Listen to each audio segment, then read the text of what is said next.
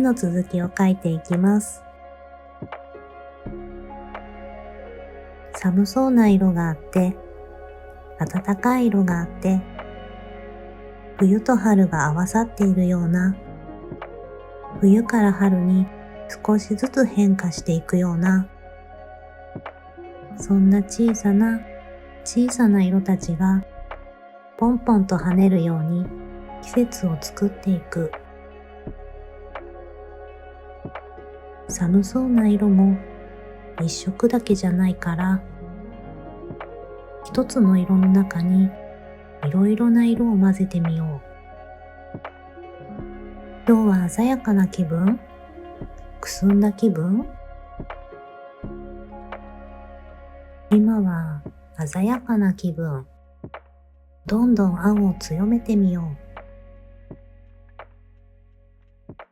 う。お団子でできた三つ編みを描くのが好き。でも単なる丸の集合体じゃないから、髪の毛らしさも欲しいかも。こうやって一本一本はみ出したような髪の毛を描くのはすごく楽しいし、描いているときは変な脳内物質がドバドバ出ているような気がする。この線を描いているときはすごく集中しているし、絵に入りきっていると思う。絵を描いているうちに、今朝見た海と空のくすんだ色を思い出しました。最終的には青のサイドを少し落とすことにしました。確実に暖かくなってきてはいるけれど、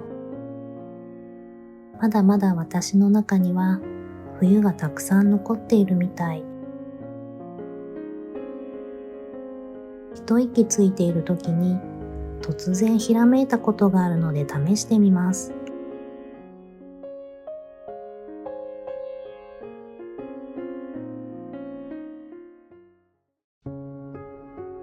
アイコンにしている写真。白い背景に黒いシルエットもいいけれど、たくさんの色を使った背景を見てみたいな。最終的には明るめの色にしたくて、だからこそ最初に暗めの色を使って空間を埋めてみます。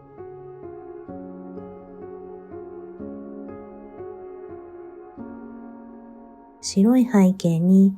明るい色をのせるより、暗い背景に明るい色をのせた方がなんとなく深みが出る気がするし、暗いも明るいも全部含んだ色を使うことで、色というものを使えたような気分になれる。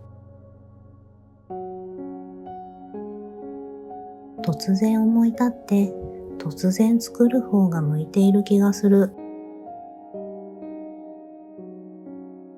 昔はアイディアを書いてブラッシュアップして何度も下書きして消して書いて、いざ本番を書き始めたらもうそこには気持ちがなくて作業みたいに感じたりして、もっともっと今浮かんだこと、今書きたいことを今書くっていうのをやってみたい。